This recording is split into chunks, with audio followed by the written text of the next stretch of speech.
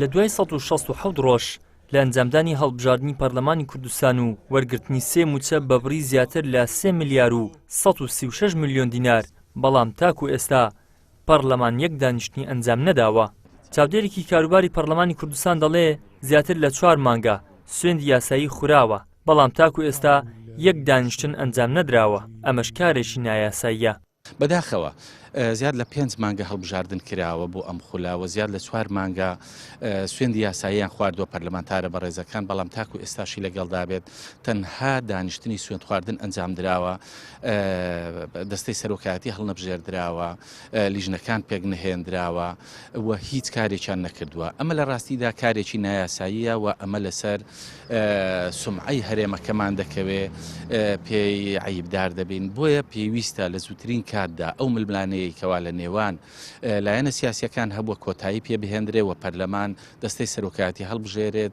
لای خۆیەوە پەرلەمانتارێکی پێشووی کۆمەڵی دادگەری دەڵێ دەسەڵات ئەوەی دەوێت کە بڕیار لە مەکتەبی سیاسیەکانەوە دەربچێت، نەوەک لە پەرلەمانەوە. هەر بۆیە لای وڵاتان عیبدار و لای دەسەڵاتی فیدراڵیش بێهەیبەتن.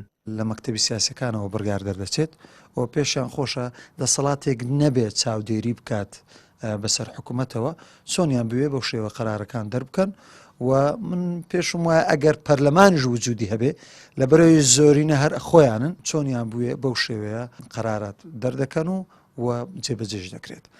و من ئەوەش دەبینم کە تەنانەت هەیبەتیشیان نامێنێت بەرامبەر بەغداش، چونکە کاتێک کە تۆ دەسەڵاتی پەرلەمانی دووجودی نابێت کە دەسەڵاتی گەلە، ئەو کاتی قەراراتیشت بڕیارەکانیشت بەرامبەر بە حکوومەتی مەرکەزی جۆرێک لە هەیمەنەی خۆی نابێت، ئەواتە جۆرێک لە هەیبەتی خۆی نابێت.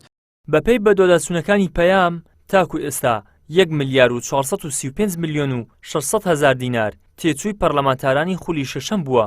ئەمەش لە کاتێکدایە تاکو ئێستا پەرلەمان یەک دانیشتنی ئەنجام نەداوە و پەرلەمانتارانیش بەهۆی ئەوەی لیژنەکان پێک نەهاتوون ناتوانن بەدوەدەچوون بکەن و بەکاری خۆیان هەستن.